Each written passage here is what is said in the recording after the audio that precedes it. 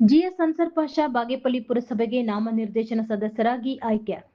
GS answer ಪಾಷಾರವರು ಸತತವಾಗಿ ಕಾಂಗ್ರೆಸ್ ಪಕ್ಷಕ್ಕಾಗಿ ದುಡಿದು ಪಕ್ಷಕ್ಕೆ ಸದಸ್ಯರನ್ನು ನೋಂದಾಯಿಸುವಲ್ಲಿ ಸಹಕರಿಸುತ್ತಾ ಬಂದಿದ್ದು, ಇವರ ಕಾರ್ಯವೈಖರಿಯನ್ನು ಮೆಚ್ಚಿ ಕರ್ನಾಟಕ ಪುರಸಭೆ ಕಾಯ್ದೆ 1964ರ ಪ್ರಕರಣ 11ಬಿ ಅಡಿಯಲ್ಲಿ ಪ್ರದತ್ತವಾದ ಅಧಿಕಾರವನ್ನು ಚಲಾಯಿಸಿ ಬಾಗೇಪಲ್ಲಿ ಪುರಸಭೆಗೆ ಸದಸ್ಯರನ್ನಾಗಿ ಸರ್ಕಾರ ನಾಮನಿರ್ದೇಶನರನ್ನಾಗಿ ಆಯ್ಕೆ ಮಾಡಿದೆ.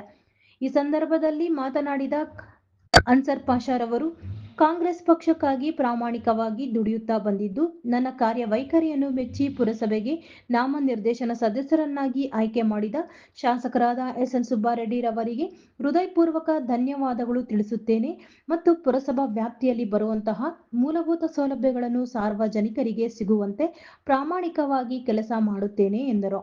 ಇನ್ನು ಆದೇಶ ಹೊರಡಿಸಿದ ತಕ್ಷಣವೇ ಅನ್ಸರ್ ಪಾಷಾ ಅಭಿಮಾನಿಗಳು, ಸ್ನೇಹಿತರು ಎಲ್ಲರೂ ಸೇರಿ ಪಟಾಕಿ ಸಿಡಿಸಿ ಸಿಹಿ ಹಂಚುವ ಮೂಲಕ ಶುಭವನ್ನು ಕೋರಿದರು.